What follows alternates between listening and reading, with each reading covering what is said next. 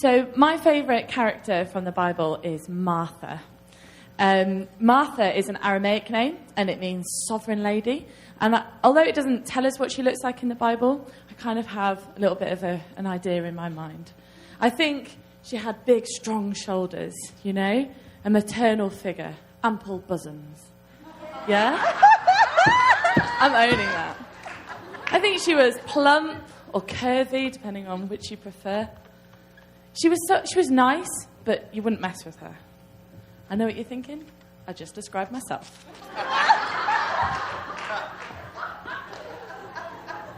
So in our story, Martha is preparing a meal for Jesus and the disciples. And she has gone to town. She's not doing chips and nuggets from the freezer or fries. Yeah? She's doing a full-on roast dinner. She's got homemade bread.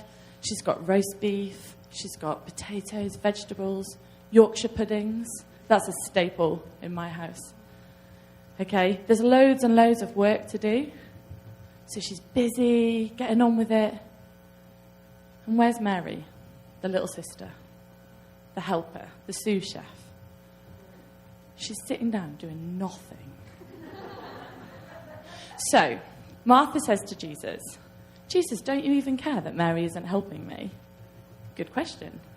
Now, I think Jesus has a few choices here. Okay? He could have said, yeah, fair enough, Mary, go and help. It's quite a lot to do. He could have said, I'll help. Servant leadership, modelled right now. Yeah? There's 12 other men in the room.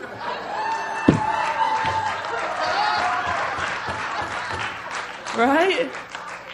But no, Jesus says, Mary, you're worrying too much, sit down. What? So, he tells her to chill out. He says, Martha, Martha, you have many worries and distractions, but only few are needed. So, it turns out that the word for worry that's used in this passage, the original Greek, actually means to be tangled up, to be encumbered, or to be pulled in different directions. And the original word that was used for the work that Martha's doing is actually better described as service or ministry. So Jesus isn't actually referring to Martha's actions here. Her work isn't the problem. Her ministry, her service, that's a good thing. Her distraction is the problem. Her being pulled in different directions. Jesus is referring to a deeper thing going on in Martha. So what is she worried about? What's she feeling stretched by? Maybe she's not feeling good enough. Maybe she thinks her house isn't good enough.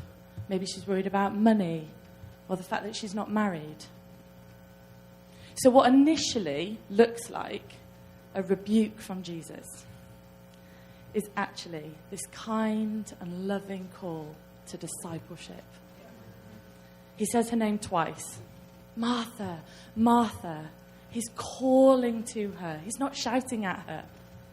He's inviting her to be free of the tangles of the being pulled.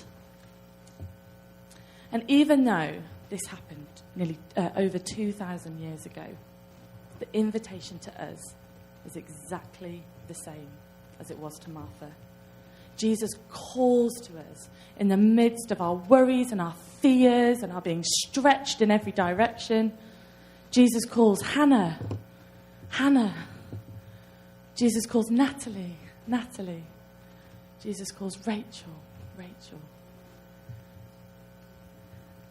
He says, come and sit with me just for a minute and let go of all of your fears and worries at my feet.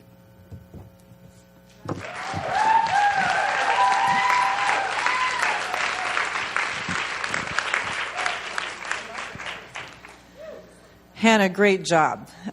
First of all, let me tell you, every time I hear that story start, I go, oh, here we go. But you use such unique words right off the bat with the humor, and then involving your own self, your person in the story, that I thought, oh, she's going to take this a different direction. So then I was captured by where you were going with it, and you just kept the humor going, which I'm thinking, oh, I really appreciate this. But then you got into the part of the story that so many people misdirect, and you did a beautiful job of really bringing people to the truth of this and inviting them into it. This story is so often used to beat people up, and you did not do that. So thank you. The only thing I would say to you is you're such a great storyteller. Know it a little better where you don't even have to use that paper, and don't worry about the Greek because you don't need it. Great job, Hannah.